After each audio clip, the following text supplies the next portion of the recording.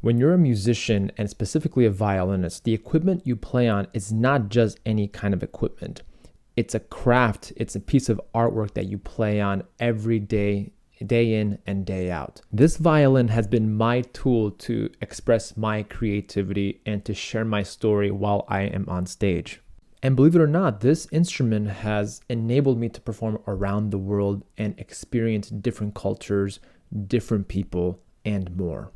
I think playing the violin has connected me with more people from different cultures than any other thing I've done in my life. So I want to introduce to you one of my special friends who I've gotten to play with for many years. I want to share with you how I got this instrument. This is a 2015 Jan Pawlikowski violin, and it has been my loyal companion for around 8 years now. Yeah, I would say around this time, 8 years ago, I got this violin in Poland, in Kraków.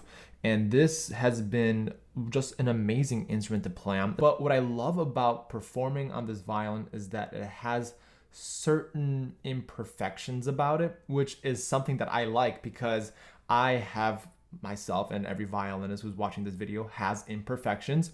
And there's a saying that the imperfections are what make things perfect. And I feel like because my instrument and myself, we both have these common imperfections, we both can kind of get along in the practice room.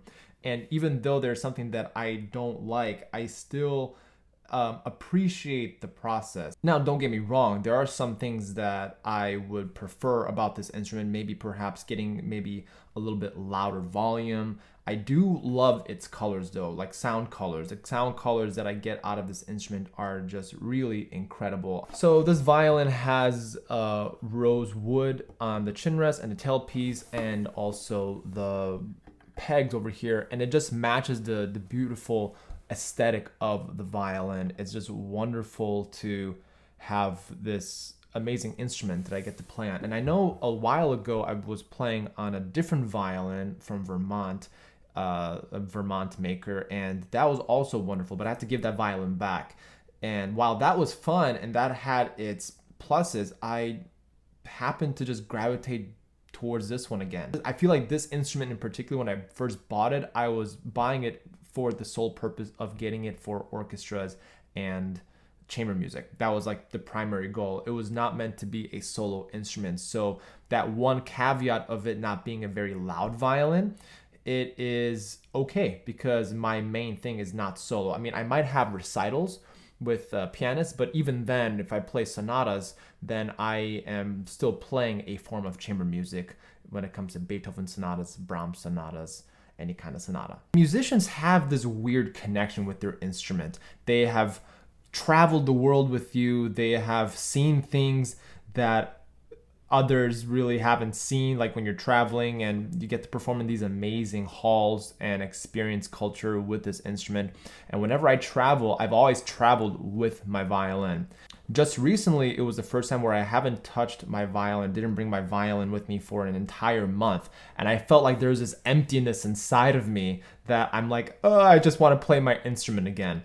And for a long period of time, you do feel that way where you go on a long hiatus. Some people don't have the luxury to do that. A lot of soloists that I interview on the Violin podcast don't have that luxury to take a month off. Some do, but some really don't. So they are in really peak condition all year round.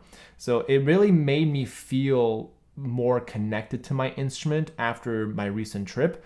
And it just goes to show how once you've established a connection with your instrument, with your violin, it's a feeling and it's a connection that not many people will understand. Some people will think that you're kind of crazy that you have this connection with your instrument.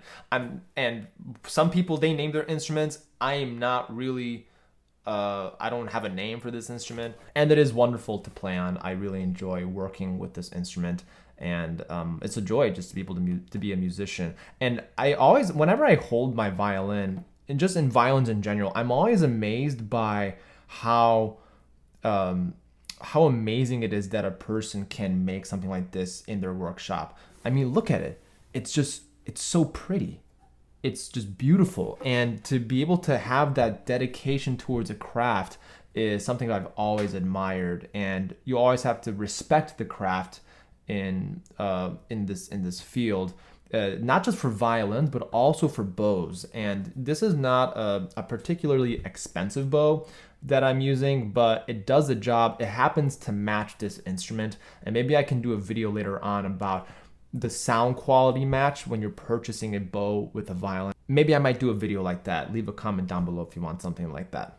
And if there's enough traction, I'll make it. Now, the question for you is, do you have a loyal companion that you just cannot live without? This instrument is a constant reminder of the memories that I have in my music career.